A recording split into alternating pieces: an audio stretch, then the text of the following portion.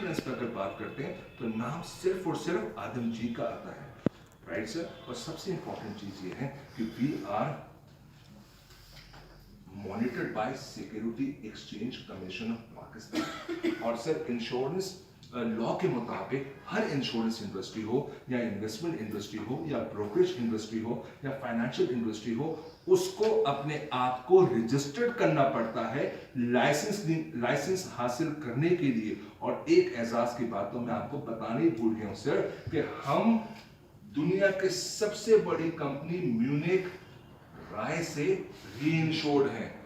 री इंश्योर्ड क्यों करते हैं सर? कि खुदा ना खास्ता आपका पैसा हमारे पास है, कल हमारा दिवालिया हो सकता है, ऐसे नहीं नेचुरल डिजास्टर से जलजला आ सकता है, जंग हो सकती है, तो आपका पैसा अगर हमारे पास रहेगा तो हो सकता है लॉस में चला जाए। तो हमने म्यूनिक राय से इसलिए अपने आप को इंश्योर करवाया कि खुदा ना खास्ता है, अल्लाह ना करे ऐसी कोई पोजीशन आ जाए तो आपका पैसा सेफ रहे। ये सबसे जबरदस्त चीज है सर जो आदम जी ने की। दूसरे लोग भी करते, कोई बड़ी बात नहीं तो हम भी कर दें। सेविंग्स के हवाले से सर अगर हम बात करें तो आपको पता है सर इस वक्त अखराजात कैसे चल रहे हैं, मुल्क के हालात कैसे चल रहे हैं, आपके पैसों की डिवैल्यूएशन कितनी हो रही है, आप देख रहे हो कि टैक्सेशन कितने आ रहे हैं। सोना 2018 में 65,000 आज 90,000 है, तो आपके पास जो 1 लाख रुपया 2018 में पड़ा था उसकी वैल्यू आज कितनी है? 63,000। पता है कैसे?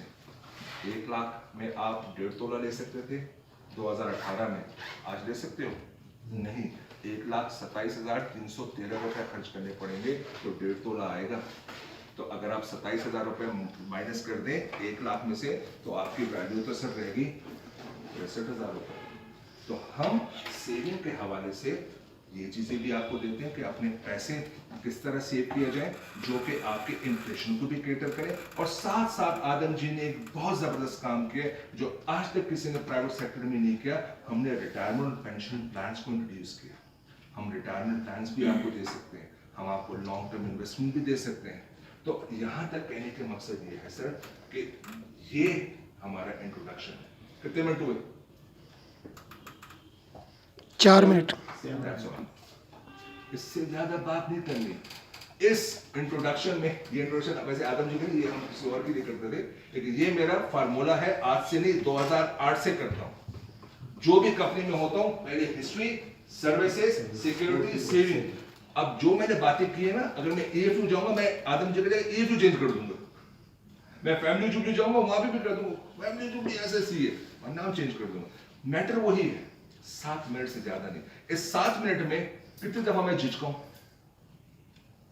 कितनी दफा मेरा कॉन्फिडेंस लेवल कम हुआ है, कितनी दफा मैं सोचा सर वो 1960 में सर हमने कितनी दफा नहीं।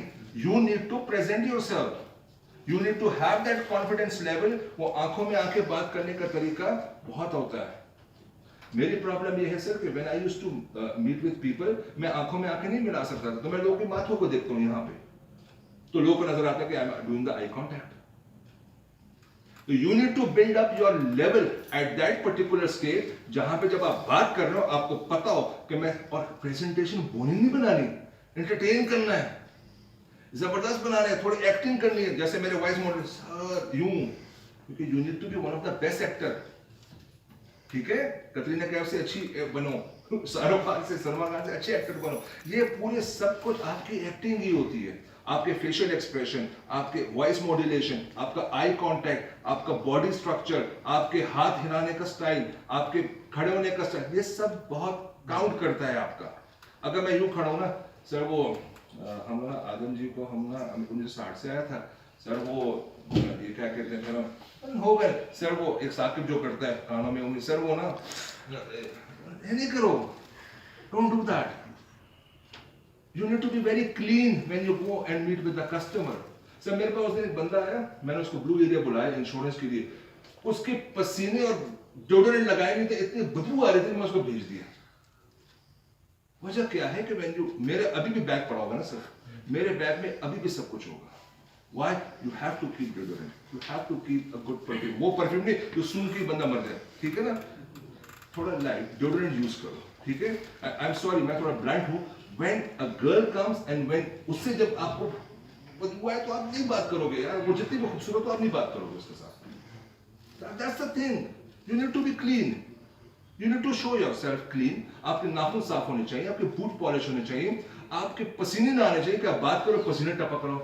एंड जो स्मोकिंग करता है खुद आपके वास्ते कुछ खा के जाओ, ठीक है, क्योंकि जब आप बात कर रहे होगे आपकी गंदी स्मेल सामने जाती है। और अगर आपने सुबह से कुछ नहीं खाया हुआ तो कुछ खा के जाओ, चाहे लड़को हो या लड़की हो, आप बात करो, क्योंकि इंसानी जिस्म बड़ा गंदा है। साफ रखो। जिसके बाद मीटिंग पे गए 15 मिनट पहले जाओ, पहले वॉशरूम जाओ, बाल कंघी करो। मेरे अभी भी बैग खोल लो, जाके 2 किस्म से ब्रश पड़ूंगा, ठीक है। तो ये चीजें आप करनी पड़ेंगी। यहाँ तक क्लियर हुआ? चलो ये नोट कर लिए। अब स्टेज 2 आपकी ग्राफिकल प्रेजेंटेशन है। एक चीज बता दो, मैं किसी को नहीं बताता अपनी टीम के अलावा, ये प्रेजेंटेशन अगर आपने सीख ली, अल्लाह का शुक्र है, मैं चैलेंज करता हूं, चैलेंज एवरीवन, आपको पता है कोई कस्टमर ना करके दिखा दे, वर्स टू वर्स होगा, लेकिन 90% कोई ना करेगा, ठीक है। बोर्ड छोटा है इस पे, आई डोंट नो आएगा एनीहाउ।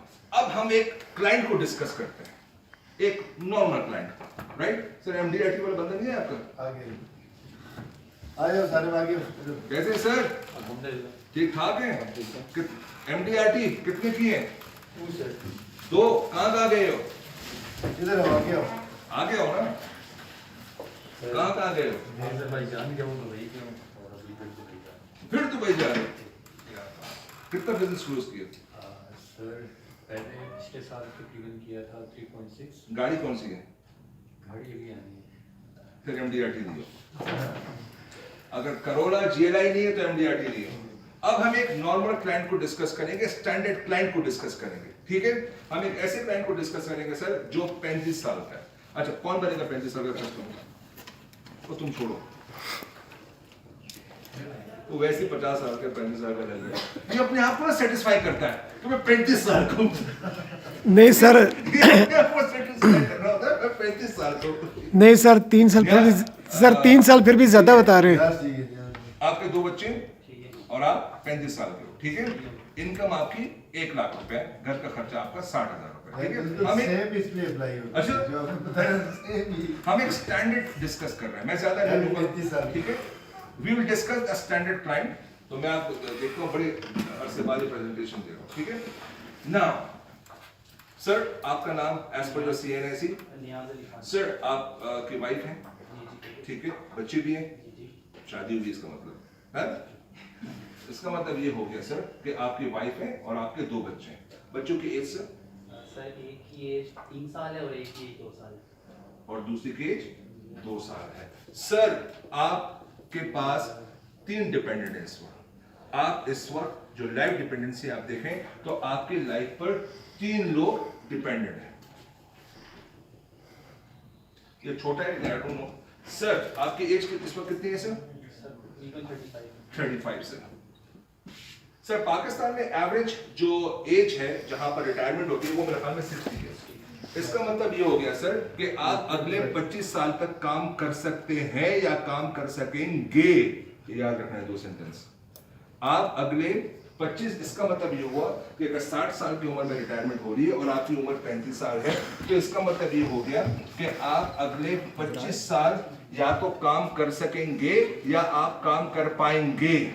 सर नियाज भाई आपको पता है सर कि हर इंसान की जिंदगी में 35 साल की उम्र आने में 2 सबसे बड़ी नीड्स और रिक्वायरमेंट्स होती हैं जो कि आपको होगा। वो 2 किस्म की जरूरियात हम कैटेगराइज करते हैं लॉन्ग टर्म नीड्स में और हम एक बात करते हैं शॉर्ट टर्म नीड्स में। नियाज भाई मेरे ख्याल में आज वक्त जो लॉन्ग टर्म नीड्स आपके सबसे जो इंपॉर्टेंट है वो आपके 3 हैं। सबसे पहले आपके बच्चों की एजुकेशन। सर हर माँ बाप का फर्ज होता है कि वो सबसे बेस्ट इन्वेस्टमेंट जो है वो अपने बच्चों की इन्वेस्टमेंट जो है एजुकेशन में खर्च कर सके। आप इस बात से इत्तेफाक करते हैं सर? आपके नियाज भाई 2 बच्चे हैं। अगर हम बात करें यहाँ पे पाकिस्तान की एजुकेशन की बात करें, अगर आप इंफरादियत पे बात करें तो आपको पता होगा कि आजकल एक अच्छी एजुकेशन जिसमें आप डॉक्टर बनना चाहें, आप इंजीनियर बनना चाहें, आर्किटेक्ट बनना चाहें, कितना खर्चा होगा सर महीने का? एक हायर एजुकेशन की बात कर रहे हैं हम लोग। सर 3 से 5 लाख 5 लाख। इसका मतलब ये हुआ कि अगर हम मेडिकल की भी बात कर लें तो 50 लाख रुपए से तो कम की कोई बात ही नहीं कर रहा। नियाज भाई आपके 2 बच्चे हैं, तो इसका मतलब क्या हो गया कि लॉन्ग टर्म नीड की अगर हम बात करें तो आप 5 लाख की बात कर रहे हैं।